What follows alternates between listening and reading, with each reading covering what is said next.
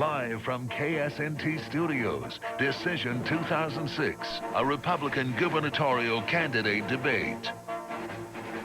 Good evening, everyone. I'm Amy Lee. Thank you for joining us. The August 1st primary is just 9 days away, and the Republican nomination for governor is one of the top races to be decided.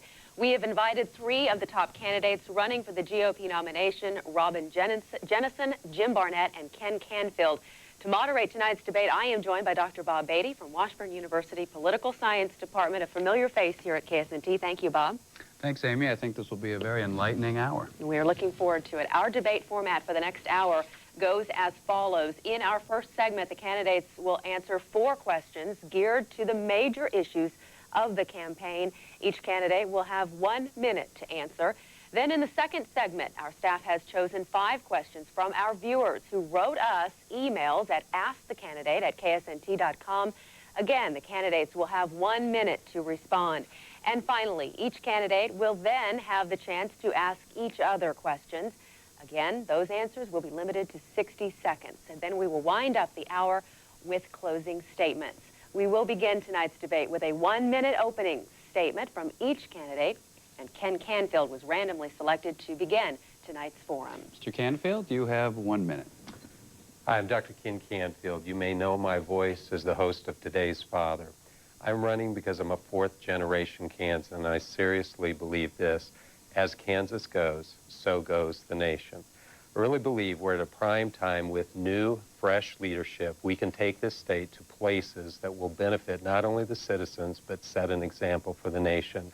I look forward to bringing new programming, a fresh voice, and insight that will not only challenge some of the prevailing thoughts, but lead us in a direction that will be promising and hope and lead us to a hopeful future. Jim Barnett, you also have 1 minute. Well, good evening. It's a pleasure to be with you. I'm Jim Barnett. I'm from Emporia, Kansas. I am a farm kid at heart. I practice internal medicine in Emporia and have done so for 24 years. I'm a past school board member and past school board president and have served in the Kansas Senate now for 6 years. Tonight, I welcome your questions in this very important debate about how we can fund schools, grow this economy, deal with the Kansas Supreme Court that is appropriating money, and deal with an issue of illegal immigration in this state that needs to be addressed. Thank you. All right, Robin Jennison, the floor is yours, and you have 1 minute as well. Good evening. Thank you, Bob and Amy. This is an important election for Kansas. Kansas elects 165 legislators. We elect 125 House members and 40 senators. I think they all do a good job representing their districts. We elect one person to represent the state as a whole, and that's the governor.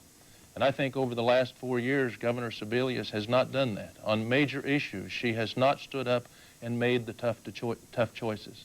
When President Bush was in Manhattan last spring, he said, we elect the president to make the tough choices. You know, the decisions that a governor makes doesn't compare to those that the president makes. But the fact of the matter is, Kansas does elect our governor to make tough choices. The governor needs to focus the attention of the legislative session on the state as a whole. And I think that with proper leadership, that we can move Kansas forward. And decisions that have gone unmade the last 4 years, like school finance, can be made for the benefit of all Kansas. All right, thank you, gentlemen, for that. And we will get right to the question segment, the first question segment of tonight's debate. The Kansas Constitution calls for a suitable education. What do you believe is a suitable education for a Kansas public school student? Ken Canfield will begin. A suitable education for our Kansas students begins with this: that we make sure that we are providing the raw materials to the teachers and the support so that those students can score excellent on tests that we administer, as well as are measured by a national level. I believe this: as a product of Kansas public education, we need to invest lavishly in those students. I supported the school finance bill. My running mate, Kathy Decker, did excellent work working into the early hours of the morning, working in a hard situation, building consensus. And I believe our investment in education also needs to be coupled with accountability. We bring those two measures, lavish investment and accountability, and we are going to provide the best for these students. Okay, Mr. Barnett. A suitable education in this state must educate our children to compete not only in the state of Kansas, but globally. Basic education has to be a must. And yet we have to be able to provide opportunities for our children once they graduate. We spend about $150,000 each child from kindergarten through graduation from college. And if they have to leave this state to find a job after graduation, we have failed. I did not support the school finance bill that passed. It outspends revenues $800 million over 3 years, even with rosy projections, drives our state to unconstitutional debt in 3 years, and will lead to either a tax increase or the state of Kansas will become the first state in the nation to own casinos. Okay, thank you, Mr. Barnett. And Robin Jennison now. Actually, our Constitution does say that the legislature will provide for suitable financing of education. I think that we are doing that in the state of Kansas. I think that we have a problem with the finance formula that we have.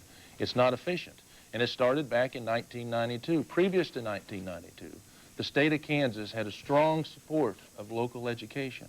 In 1992, when Governor Finney was governor, we changed that. We had property tax problems in Kansas, and in changing the property taxes to reduce property taxes, Governor Finney chose to take over state education with state financing.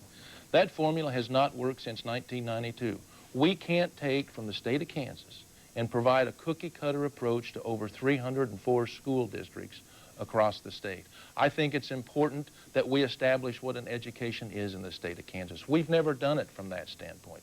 We need to establish what an education is. We need to fund it. Then we need to give the local schools the opportunity to meet their unique needs or exceed those state standards, because the Constitution also says they will be controlled by locally elected boards. Time is up. All right, thank you so much. Let's move on to question 2. In a poll taken a few weeks ago, Republican registered voters were asked what issues would determine their vote for governor. The issues were the economy, candidate character, or moral issues. By far, the highest response at 43% was moral issues. What do you take moral issues to mean for these voters, and how is your campaign addressing them? We'll begin with Jim Barnett. You have 1 minute. Well, thank you very much. And I appreciate the question, and I appreciate the endorsement of Kansans for Life, of the Kansas Republican Assembly, of Stand Up for Kansas, those organizations who are very concerned about moral issues in this state, and someone who will lead this state to a higher level as we deal with the many problems facing our state and facing our nation.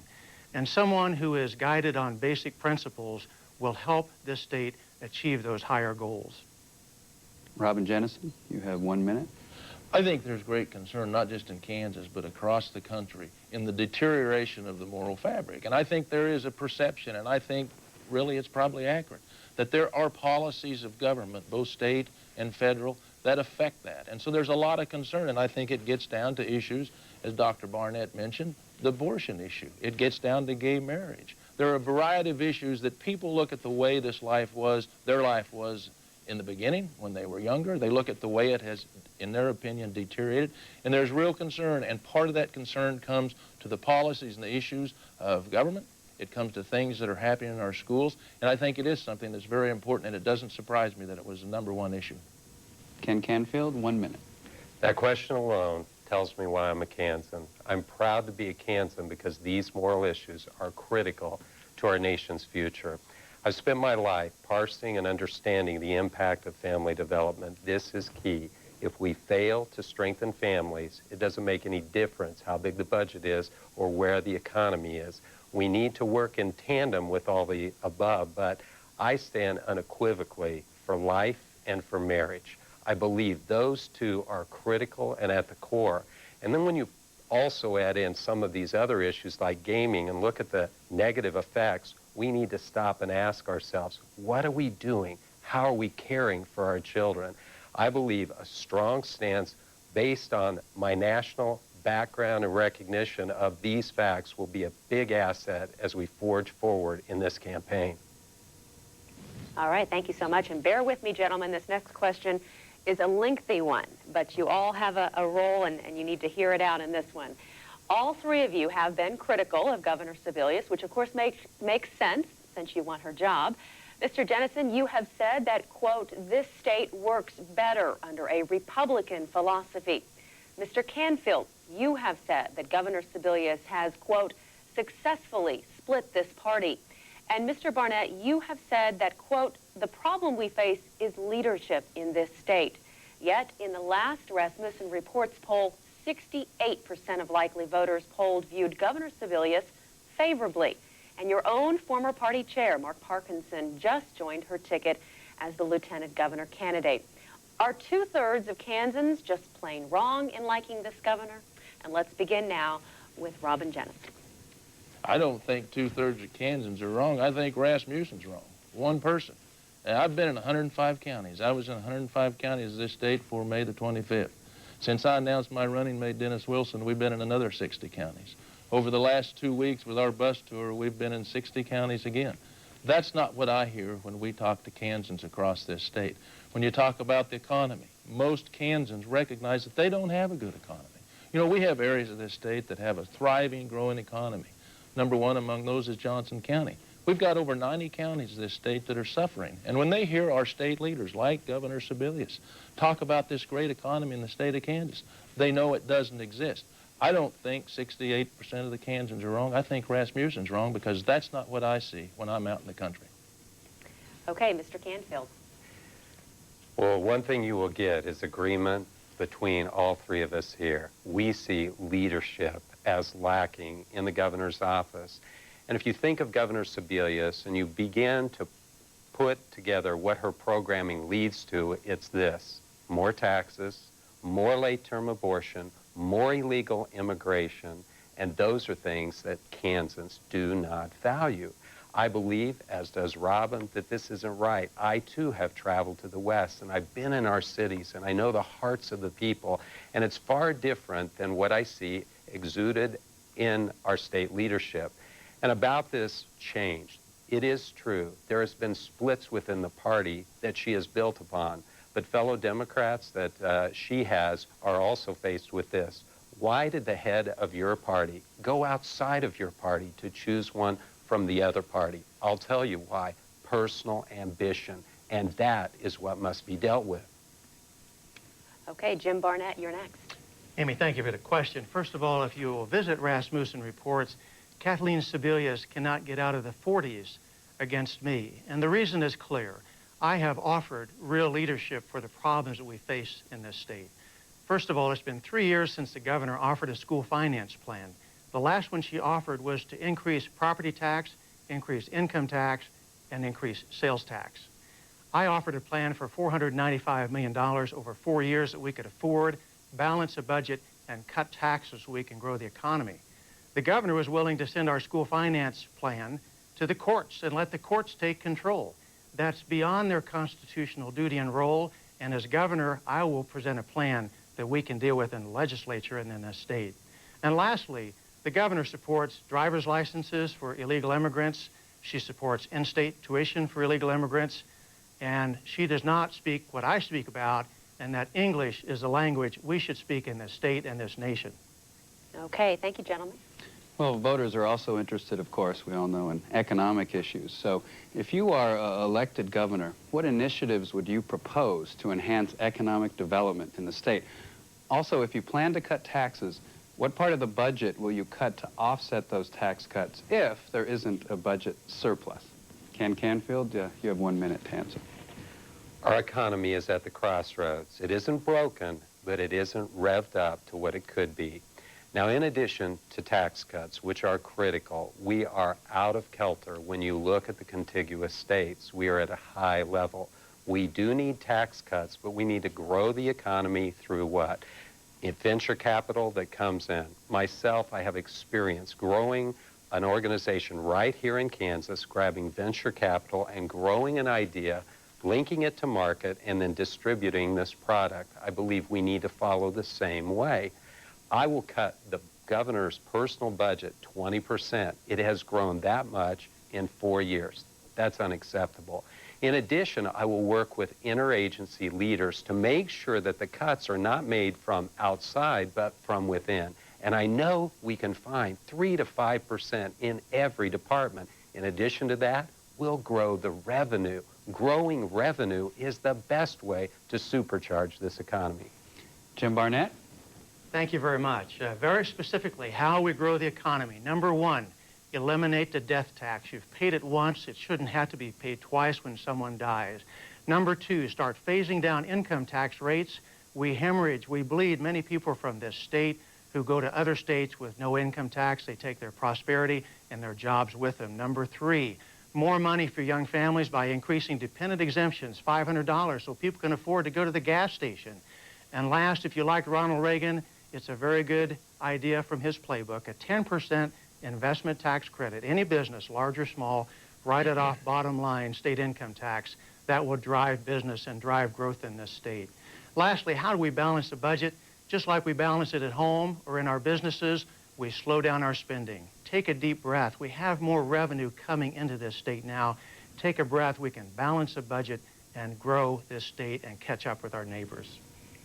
Robin Jennison, you have 1 minute. I think realistically, and people need to understand, if anybody's going to talk about cutting government, it's important to understand that 70% of our general fund budget almost goes to education. So unless someone's willing to cut education, it's going to be difficult to have an effect on the budget. What we've got to do is grow the economy. And we grow the economy with a number of ways. There are a number of things that we can do, but we've got to reduce the tax burden.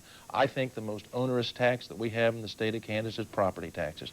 Businesses pay that tax before they know if they pay any income. People on fixed income are paying property taxes that are higher. Their tax burden is higher than what they paid on the mortgage, which has long since been paid for. As far as an economic development strategy, we've talked to the folks at Fort Hays State. We're going to create a rural center for entrepreneurship. It'll be a program to go through because the challenge we have in this state is our young people don't go back. And the best people right now to create that opportunity is the young people themselves, and we think that we can do that. Thank you, gentlemen. It is now time for a break, a short one, so be prepared. The tough questions are just ahead. Our viewers will have a chance to ask those questions, so please stay with us. Hi, folks. Jerry O'Neill, Continental Siding Supply. Our summer sale is hot, hot, hot on our super seamless vinyl siding. Our terms are hot, hot, hot. As a matter of fact, you can take 12 months to pay the same as cash. That's right. No interest, no payments for 12 full months after we complete your job, or just merely take up the small monthly payments after 12 months. So don't be left out in the cold. Call now. Dine out at these locally owned restaurants. Take a trip to Little Italy at Constantino's. Get fresh, authentic Italian cooking made from family recipes at Constantino's downtown. Bobo Drive-In serves up the best in homemade food, including hamburgers, hand-breaded onion rings, and homemade apple pie. Bobo's Drive-In at 10th and McVicker. Arturo's offers homemade Mexican food that can satisfy the hunger of anyone. Come into Arturo's for great food, great service, and great prices in downtown Topeka. Now share a moment with friends. Remember when you were a kid and your mom would drop you off at the movies with a jar of jam and a little spoon? You're so pretty. Hey, Joe, I gotta ask. The girl from the Xerox place, buck naked, or a big tub of jam? Put your hands together. You gotta have friends all week long. Monday through Saturday at 6:30. Complete coverage of severe weather on 27 News. People don't think of heat as being severe weather, but actually more people are killed every year by heat than all the other storms combined. For complete coverage of severe weather, stay with Bruce Jones and 27 News. Count on 27 News to be clear. One of the biggest problems this season is cottonwood fuzz, and too much of it can lead to total air conditioning failure. Always serving you with news that is clear, accurate, to the point. 27 News. Welcome back. You are watching a special edition of 27 News at 5, a Decision 2006 Republican gubernatorial debate. I'm 27 News anchor Amy Leeds, joined by Washburn University political science professor Dr. Bob Beatty. We are now moving to the second portion of tonight's debate. Over the last week, we have asked 27 News viewers all over Northeast Kansas to email us questions to ask during this debate. And first, I would like to thank everyone who took the time to write us. I do wish we could ask all the questions we received. However, time only permits us to ask 5 of those questions tonight. Each candidate will have 1 minute to answer after the question is read. Let's move on to our first viewer question. It's from Harold Stones. The question is, the current Kansas Constitution provides for a 9-member Supreme Court nominating commission made up by individuals selected by the Kansas Bar Association and the governor. Do you believe this is a good system? Jim Barnett, would you please start us off? No, I do not, and thank you for the question, Harold. First of all, the Kansas Supreme Court does not represent the values of Kansans, and the reason is because of the nominating commission made up of 5 attorneys and 4 non-attorneys selected by attorneys. So the continuing process of Supreme Court selection is controlled by attorneys. Now, nothing wrong about lawyers, but the people of Kansas have no voice in this process. So I have proposed, and the legislation is on the floor, the federal system like we saw with Judge Alito, where the governor appoints and the Senate confirms. So people you hold accountable will have some voice in this process, and therefore they will represent your values. This will affect your future, your children's future, your grandchildren's future for years to come.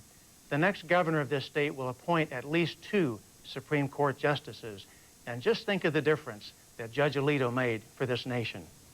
Robin Jennison, you have 1 minute. Bob, did you say he said 9? Did you read the question as 9 judges?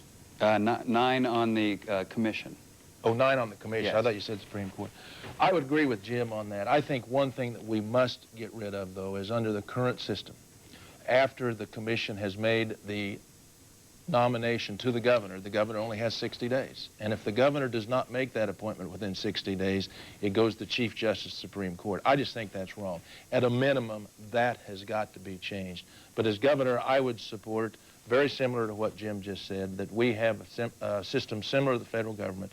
The governor makes that nomination from the entire spectrum of legal minds in the state, and then it's confirmed by the Senate. We have a problem in this state. We have a problem across the country as we have activist judges that are trying to put forth the policies that they believe in. And that's what happened with school finance. Our school finance system is not unconstitutional. It's poor public policy, and it's not their job to tell us it's poor public policy. Ken Canfield? The separation of powers is critical. The Supreme Court overstepped its bounds when they had mandated a certain amount be set aside for school finance. And what that did was this: it opened our eyes to see how that Supreme Court, again, was chosen. If you have any history in Kansas, you know in 1955 what happened, the famous triple play that put forth this system that we now use. It is antiquated, it must be updated and changed in a way, and we are in agreement similar to our federal system. We need to have the elected counterbalance. So an elected official, such as the governor, chooses the best nominees and then submit those names to another elected body, the Senate, for scrutiny. This will not only be good, but it will engage the political process, and that's what we need to do here in Kansas, particularly now. Okay. I wish we had time to explain the triple play, but maybe later. The next question We'll go into that later, yes. So question 2 is from Sheena Smith. We know all 3 of you are personally against abortion, as is Governor Sebelius. But do you support the overturning of Roe v. Wade by the U.S. Supreme Court? Robin Jennison, you will begin first. I have, I think, a perfect voting record with Kansans for Life. Always been supported by Right for Life of Kansas. I am, Amy, as you said, personally against abortion. I have a long voting history of supporting the pro-life view. I do support overturning Roe versus Wade, and if the legislature of the state of Kansas would pass legislation that would further limit the opportunity for abortion in the state of Kansas, I would sign it. Ken Canfield? The governor may personally support the right to get an abortion through her policy of vetoing a very good bill that would have curbed late-term abortion. So though she may personally oppose abortion, her policies do not follow her personal beliefs. That is critical. We need congruence where there is belief and passion wedded with policy. Yes, Roe v. Wade will be overturned. What we need to do is begin the discussion, particularly on what's going on here in late-term abortions in Kansas, and get to a policy that's civil and humane, and we aren't anywhere close to that right now. And as governor, I will not only lead an effort in education, but open up the discussion so that we can really see some of the atrocities in Wichita and then move forward. And yes, I am endorsed by Kansans for Life, and I'm strongly committed to pro-life. Jim Barnett? Thank you very much. First of all, the governor's voting record is clearly pro-abortion, and those that fund her campaigns are clearly from the abortion industry. I have practiced 24 years. I have committed my life to medicine, to diagnosing illness, to controlling pain, to helping people live healthier and longer lives and treating their disease. Life is a fundamental value for me, and I respect life from the very beginning to its natural end. All right, question 3 is about an issue that has sprung up in the last couple of years, especially nationally, but also at the state level. It's from 2 of our viewers, Shirley Dinkle and Maria Holliday. What is your position on illegal aliens and the rights of illegal aliens? And what do you believe the effect of illegal aliens are on Kansas? And what would you propose to address this issue? And we start with Ken Canfield. The issue of illegal immigration is a federal issue, but we're caught right now in the crosswind. We have perhaps upwards to 100,000 illegals living in Kansas. We have generations of them. It is critical for us to identify where they are and who they are.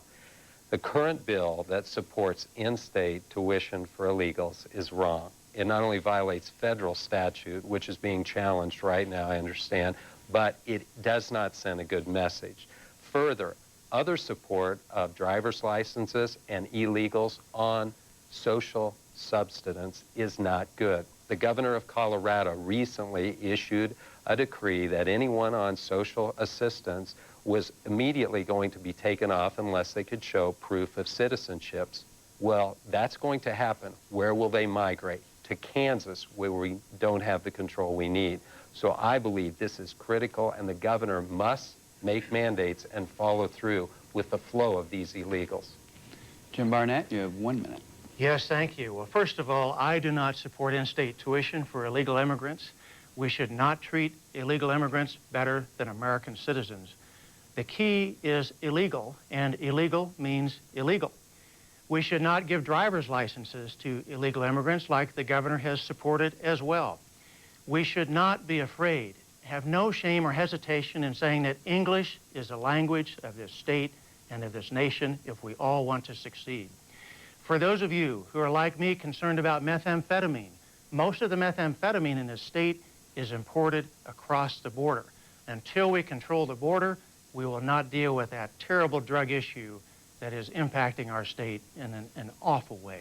And lastly, for those of you concerned about health care costs, we have inflated and increased health care costs because we have people in this country illegally. Robin Jennison? Well, I just say, you know, first of all, I agree with Ken and Jim on practically everything they've said on this issue. As I've traveled around the state, that has been one of the main issues that's been brought up. It's concerned, you know, our citizens in the state of Kansas, they pay their taxes. They have to pay when they go to the hospital for health care. They're paying their taxes to support our schools. It's like Jim said, we need to remember the key term here is illegal. Would add to one thing that Ken said, and I think we all agree. One of the problems with what the governor signed as far as allowing for in-state tuition for illegal immigrants is that there is a court case. Ken identified that. The state of Kansas, should we lose that court case, we might have to pay the tuition from out-of-state Kansas or out-of-state citizens of this country that filed that suit. Should that happen, the state of Kansas would be liable for a significant amount of money. If for no other reason, we should overturn that law.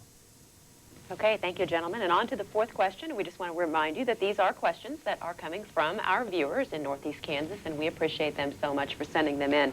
Heather Collins wrote to us to ask this question: how will you make use of the newly created Health Policy Authority to better ensure access to health care for all Kansans? And we will start this question with Jim Barnett. Oh, that's a great question to start with, because I advocated and pushed till that passed in the legislature last year with unanimous support in the legislature despite a veto threat by the governor. That bill, for the first time, reorganizes health care in this state to bring all under one umbrella to help us control costs, but specifically to focus on wellness and prevention, because that's how we save money long term. That's our big ticket savings right there. Secondly, patients, consumers should have data about doctors, about costs, about quality. They should have that data about hospitals as well, so you can make informed and good choices when you go to the doctor and seek health care services. Jim Barnett? No, Robin Robin Jennison. I think you've already answered. I just soon let Jim answer that. It's always tough. You get a health care issue and you follow a doctor. But, I mean, the health care authority is, for the very reasons that Jim stated, it's an important step. The thing that I am concerned about in the state of Kansas as we worry about the cost of health care is that we not diminish the quality of health care that we have in this state.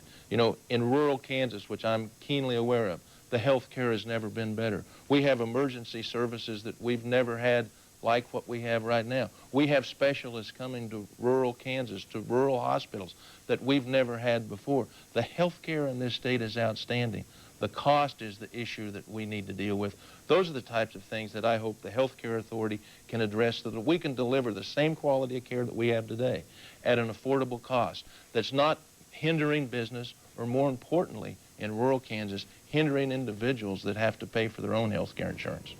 Okay, and Ken Canfield? We need to help healthcare providers cut down on the bureaucracy and the paperwork, and we're moving in the right direction. Jim has chaired the committee, done a good job in giving leadership. I have a younger brother who's a surgeon who later this month is moving to Beloit, Kansas with his family because he loves the quality of life there, and he's going to practice medicine. And this is the key. We need to build this notion that prevention is the best health care, and we're on the right track. In addition to that, this cost issue is big. We must allow the free market and the flow of insurance agency to come back into the state because this competition will drive down costs. And we also need to give freedom among those insurance agencies to provide plans that are custom-made for consumers. If all a consumer wants is a major medical and a drug card, a prescription card, we need to encourage and allow regulations so that that's what insurance companies can provide for this market. All right, we'll wrap up the viewer questions on something that a lot more Topekans are doing because every Friday they're flying off to Las Vegas, which is the subject of legalized gambling. On the one hand, it exists, and it could be a way for the state to garner more funding. On the other hand, it does come with certain social side effects. Do you think we should try to find a way to increase tax receipts from existing or future gambling endeavors? Viewer Joe Heschmeyer asks, or should Kansas allow gambling at all? So let's start with Robin Jennison on this topic. Well, first of all, there is no way to garner more tax receipts from current gambling that we have in the state of Kansas. We have 4 Indian casinos. They have lifetime compacts. They will not renegotiate those compacts because it's not in their best interest. I've supported the gambling since I've been out of the legislature. In fact, I've lobbied for it because I see it as an opportunity to develop tourism in the state of Kansas. I am not, as governor, going to propose or push for gambling because it takes away from other initiatives that we have on tourism, on economic development. It would become the center of anything that we try to do. However, I think people need to know that I would sign a bill if the legislature passed it that created destination casinos in limited spots of the state. The reason I say that is we have gambling in Kansas. We have the problems. We get all of the side effects, but none of the benefits. We have 4 Indian casinos north of Topeka. We have the riverboats in Missouri. 38% of that population's in Kansas. We now have casinos along the Oklahoma border as well. Ken Canfield, you have 1 minute. That's a very good question, and again, that's why I'm a Kansan. We need to change the way we think about gambling. Any social scientist who knows anything about the negative effects of gambling is really pressed. Is gambling good for families? Is it good for children? No. And I live 9 miles from the border. I've seen the negative effects. I've seen family-held restaurants shut down because they couldn't compete with the cost of free food. I've also seen the ill effects of bankruptcies, broken families, and so forth. And distinctively about me, I do not support any expansion or extension of gambling. Under the compact, moving to a true destination place, it is not worth the investment. We lose very little tax dollars, and we can do better.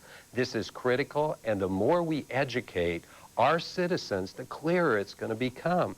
This is an area where I believe a governor can provide true leadership in giving guidance to the right way to live, that is in tandem with our quality of life. Okay, Mr. Canfield, that is your time, and that finishes the viewer question segment of the debate. Coming up after another break, the candidates get to ask each other some questions. Stay with us. We'll be right back. When you go on that field and you see those lights, you know that the whole country is watching. Sunday Night Football on NBC. We have the best football schedule I have ever seen. Colts, Giants. You're not supposed to lose to your little brother. Cowboys, Redskins. T.O., ourselves, that is something to behold. Broncos, Patriots. One of the best games of the season. Sunday Night Football, it's the game of the week. Sunday Night Football. NBC Grape.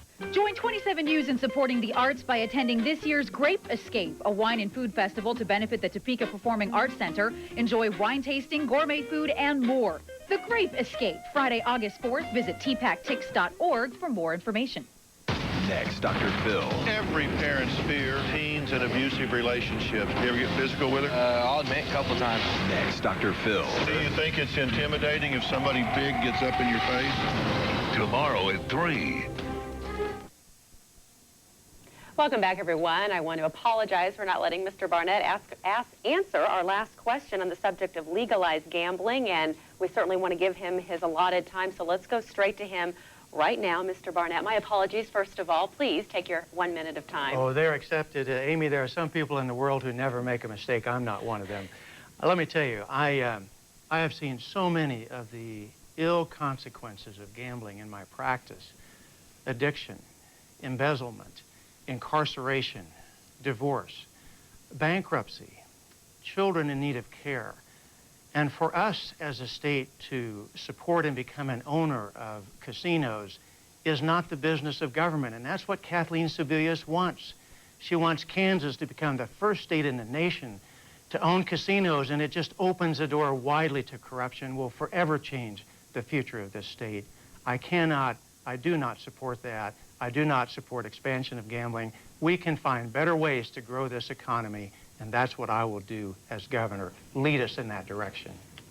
Okay, thank you to each one of you, and we do want to head on to the next segment, which is the last segment of tonight's debate. The candidates now get to take matters into their own hands, which is probably a good thing since I've had some troubles of my own. Each candidate will ask another candidate one question specific to that candidate in a round-robin format. The order was selected randomly, and the candidate asking the question has a maximum of 30 seconds to pose the question, while each answer is limited to 1 minute. And first, Robin Jennison, will be a question for Ken Canfield, but we want to remind you to please not repeat a question that you've heard before, unless it's a follow-up possibly. So let's go to Robin Jennison, a question for Ken Canfield. You have 1 minute to answer. Now, Bob, I appreciate the opportunity to ask Ken a question. I made a commitment, Ken, as you know, early on in this race to not say anything about any of the Republicans. I think we've all done a pretty good job at talking about the governor, talking about the issues. So I'm reluctant to ask a question. But I am going to ask one because I don't want to mess up their time here on their show. I would like, Ken, for you to answer the question regardless of which one of us or if one of the other Republican candidates wins. Why is Kansas better off with a Republican governor? That's a good question, and I would respond by this. We are sitting at the crossroads, and it's a crossroad of value. I've heard Robin Jennison many times repeat that the leadership that we need needs to be principle-based, and it needs to be, in one sense, homegrown. I know Robin has led this charge, and I believe that a homegrown Republican who understands not only the past but the future would be the best candidate. And I believe the principles of the Republican Party right now are going to shine. Limited government, focus on returning as much money to the people as possible, and in addition, strengthening communities. And particularly as Robin hails from Western Kansas, I believe we need to invest in a big way to the rural part of our state. Okay, Jim Barnett, it's your turn to ask Robin Jennison a question. Robin, I appreciate your comments about us not attacking each other, and I appreciate you honoring that commitment as well. You talked about state-owned casinos and expansion of gambling. You talked about the ill effects and how it may not positively affect tourism. And we wonder how it will positively affect our income because of the social cost. Tell us, please, the benefits of expanded gambling in Kansas. I don't think that I said that it wouldn't affect tourism. I think what I said is that if Robin Jennison, Dennis Wilson, as governor and lieutenant governor, if we go out and we make that a priority and we are pushing for gambling, I think it takes away, Jim, from other initiatives that we want to do that are, I think, quite frankly, are more important. You know, if we pass gambling in the state of Kansas, you know, I don't know what the current estimates are, maybe 300, 400 million, you know, we're going to spend it. And it will be a short-term gain as far as the money that goes into the state of Kansas. But I think there are things that we want to do with tourism. There are things that we want to do with economic development that will be a continual growth. The concern that I have with the gaming issue and why I think that Kansans should consider it is that we see a lot of money going over our borders. We see money going up to the 4 Indian casinos that we're not having an opportunity to tax. I just spent the last several days going along the southern border of Oklahoma. People tell me that you go down to the casinos in Kansas or in Oklahoma, all they see are Kansas car tags. We are hemorrhaging money, and we have all the ill effects. I mean, you've talked about them, and I think that we need to have some of the positive effects. Time is up. Ken Canfield, it's your turn to question Jim Barnett. Jim, I appreciate your leadership over the past years, and the centerpiece of your economic plan is tax cuts. Yet prior to the campaign year, there were over 30 votes that you had either to raise taxes or were bills that were considered unfriendly to taxpayers. Talk to me about that. Certainly, I came into the legislature in a very difficult time. We had an attack on this country, 9/11. We had an $800 million deficit because of deficit spending in this state. We went to war, and I had some tough choices to make. Did I want sex predators out on the streets? Did I want to hurt our children's education? And so I made those tough choices and protected and voted the way I thought I had to vote. Now, at this time, when revenues are up, when we can balance our budget, this is a time to control our spending and cut those taxes so Kansas can catch up with our neighbors and we can grow and have economic prosperity for our children and jobs for them after they've graduated from our fine schools. Okay, thank you, gentlemen. And we are in round 2 now of this round robin segment, and I would like to remind everyone you have 30 seconds to ask your questions and 1 minute to answer. Jim Barnett, your question for Ken Canfield. Thank you, Ken. And I'll make it an economic question as well, because our state has become a debtor state.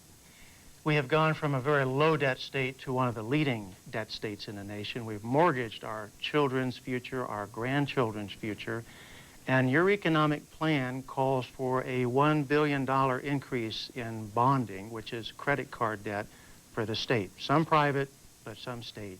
How is that good economic policy for the future of Kansas?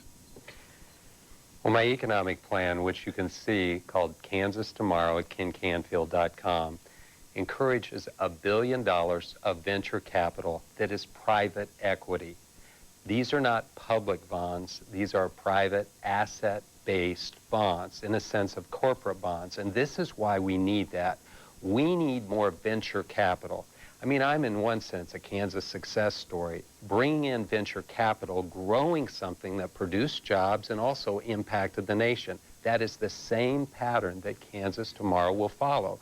We have locked up in our universities and will be unlocked with the Dole-By Act of 1980, many patentable stuff that is ready to go to market. So, Jim, this money will not be public money. We cannot afford to add to the $3.8 billion debt, I'm in agreement, that Kansas has. We must clean it up. And the way to do it is bring private funds through venture capital to this state. Okay, Ken Canfield gets credit for mentioning his website first. The other two candidates might want to do that in their closing statements. Ken Canfield, your question for Robin Jennison. Robin, you know bioscience is big, and we need to really unlock not only the universities, but the stem cell research is of great concern to me, particularly the embryonic stem cell research, which I'm opposed to, but you're open to. Talk to me about that. That is a difficult issue. Again, as you know, we're all pro-life, and it's something that I thought and labored on long and hard last fall. It gets down to me, and I did this driving down the car. You know, as I travel, again, I'll mention 105 counties that I was in by May 25th.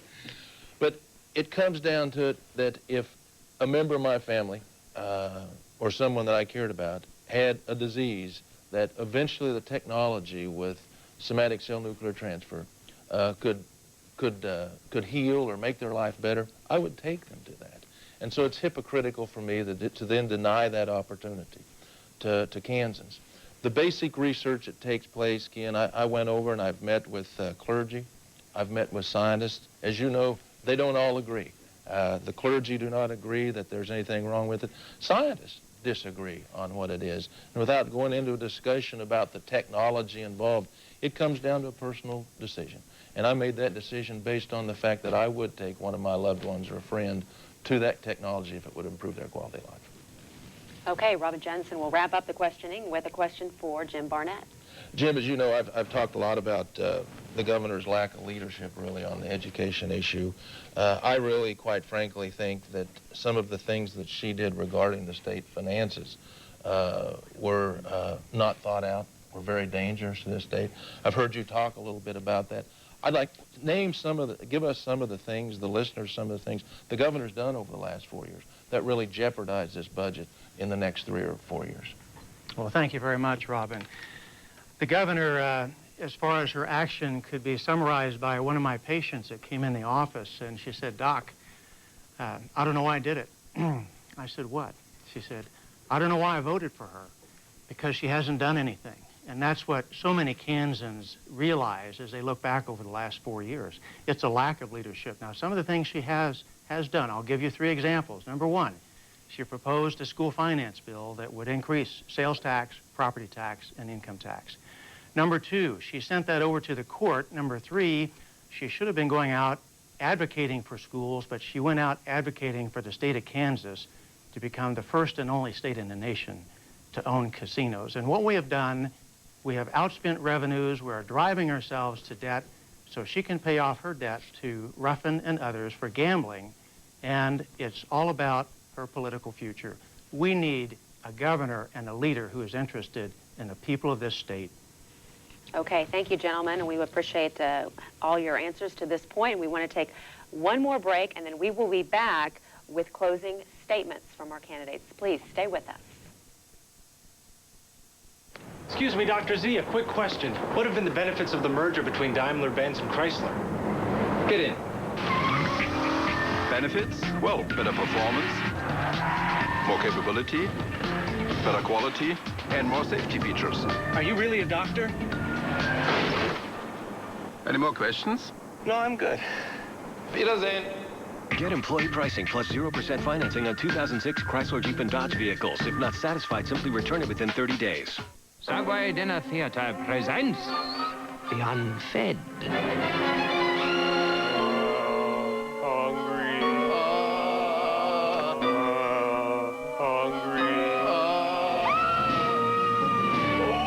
I smell a blockbuster. And for dinner, Subway restaurant. And the delicious new bourbon chicken sandwich. Tender chicken in a zesty sauce. Hot and fresh from the oven on freshly baked bread. Subway, eat fresh.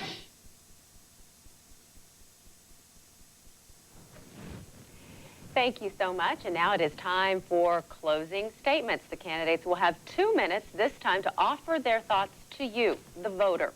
Once again, we randomly selected the order of the statements. Jim Barnett will start us off. And Mr. Barnett, you may begin. You have 2 minutes. Well, thank you, Bob and Amy. Thank you for all of you for listening tonight. It's a wonderful opportunity to come before you and talk about the important issues facing our state. First of all, I'm a farmer, physician, school board president, state senator that is willing to bring leadership and real answers to the problems we face in this state. Aside from Johnson County, the economic engine of Kansas is broken or sputtering. We don't even keep up with our neighboring states, let alone the nation, as far as economic growth. And our kids and grandkids leave Kansas well-educated to find a job, and we need to turn that around. How do we do it? Number 1, we fund schools, but in a way we can afford. and not drive ourselves to a tax increase or state-owned casinos. Number two, we start targeted tax cuts, phasing down income tax rates, increasing dependent exemptions for young families, a 10% investment tax credit, and we can grow this state's economy if we do that. Beyond that, we have to look at the other critical issues facing this state. The Supreme Court of Kansas needs to be reined in. We need to change to a federal system like we saw with Judge Alito. I have the legislation on the floor ready to go. We should not treat illegal immigrants better than American citizens. We should not give them driver's licenses. And most of all, we need someone who will lead this state and a governor who will do more than say, take 2 aspirin and call me when I'm president. On August 1st, I ask for your vote. I welcome you to join BarnettForGovernor.com to check out our website and communicate with us as well. Thank you very much. Robin Jennison, you have 2 minutes with a closing statement. Again, thank you, Bob and Amy. Thank you all for listening. You know, I want to start out by talking about an issue that we've talked about a little bit, but I think it's an important issue, and I think we need to talk a little more about it, and it's the courts. You know, Ken and Jim and I all agree on this issue. I think it's one of the most important issues of this election. It may not be one of the most immediate issues, but how our court responded 2 years ago should be of concern to all Kansans if they care about representative government. I think the governor abdicated her role to the court when she didn't veto or she didn't sign a bill. I think had the governor vetoed it, it would have stayed in the legislative process. It would have stayed where it should have been. The legislature and the governor make the policy decisions for this state, not 7 people that meet behind closed doors that are unelected by anyone. The legislature should be a co-equal branch of government to the court. And if the court can tell the legislature what they need to do, or more importantly, if the court can tell the legislature how much money to spend, that's wrong.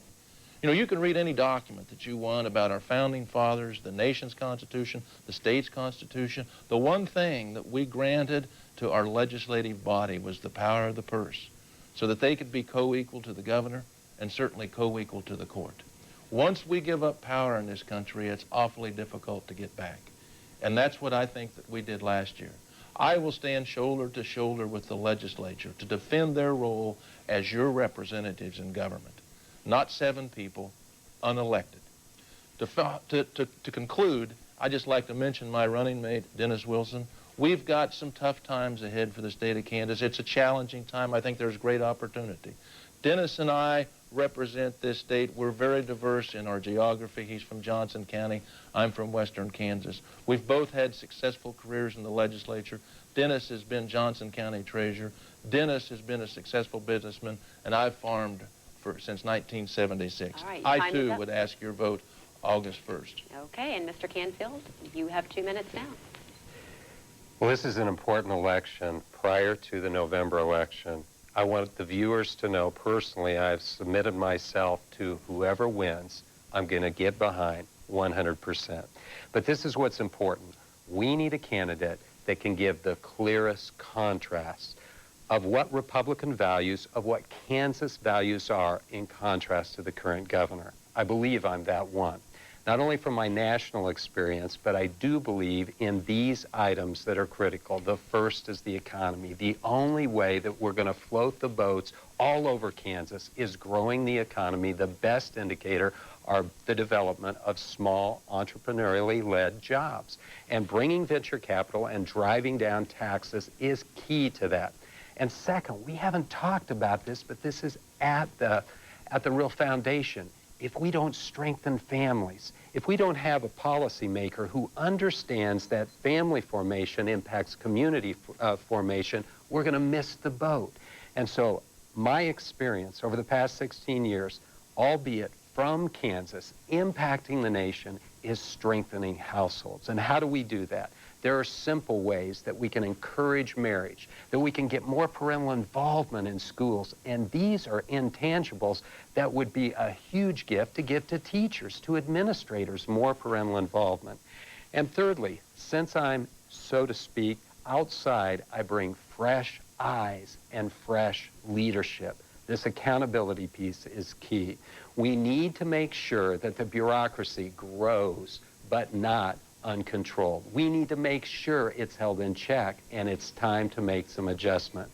Myself, my running mate, Kathy Decker from Clay Center, are eager to be your servants, 24/7, 365, and that's why I'm asking for your vote and support in just about 10 days. Thank you. Thank you very much, gentlemen. I know you thought you were off the hook, but we happen to have just a few moments left, so if you'll allow us to ask just one more question, we would like to do that, and we'll do it just as we have throughout. You will have 1 minute to answer this question. If you are elected governor on November 7th, what are the first 3 things you will do after being sworn in as governor? And Ken Canfield, you will begin. The first thing I will do is exhibit leadership by cutting the governor's personal budget. All the state needs to know that we can tighten our belt, and it takes leadership to do that. In addition, I will have legislation ready to go on the floor, respective to some of the initiatives we've already discussed here. And then I will mobilize the grassroots. I will go around the state and make sure that the voices of the people are heard, but more importantly, that they see my face, that they understand they have a governor who's not thinking about their next position or where they're going from here, but thinking about serving all of Kansas. And I believe that's what we need in the State House. Jim Barnett, you have 1 minute. Thank you. The first thing that I will do is fulfill the constitutional role of the governor to submit a budget that addresses all of the needs of this state, and most of all, that includes education. The governor has failed to do that now for 2 years in a row, and I will submit a budget that will fund schools and yet allow us to balance our budget. Number 2, I will submit specific tax cuts, including eliminating the death tax year 1, reducing income tax rates, increasing dependent exemptions, and an investment tax credit for any business. Number 3, the legislation will be ready to go to change the way we select Supreme Court justices in this state. Robin Jennison, the first 3 things you do after being sworn in. Actually, I'm going to move it forward to being before sworn in. If I get elected, as soon as we're elected, I will get a group of folks together to form a committee to begin to look at what an education is in this country, or in this state, so that we can begin to define what it is and we can begin to fund it.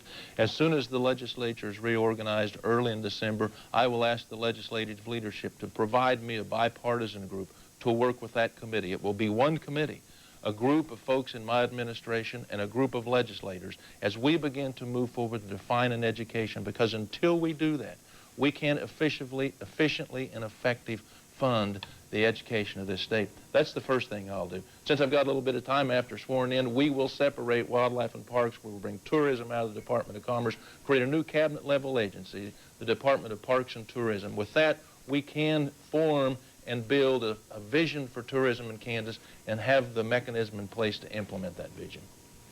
Thank you so much for allowing us one more question in a matter of time, and thank you for your time today. We have covered a lot of ground over the last hour, and we hope our viewers are better informed on where these candidates stand on the issues.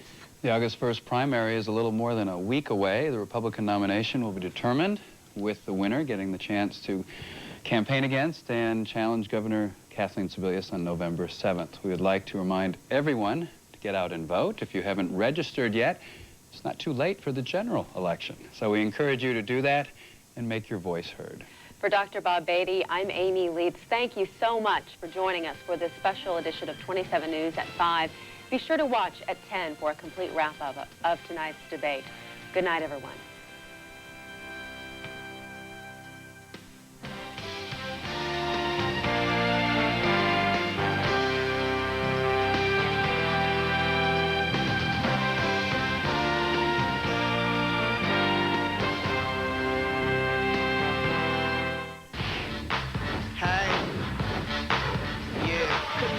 With everybody, so all y'all could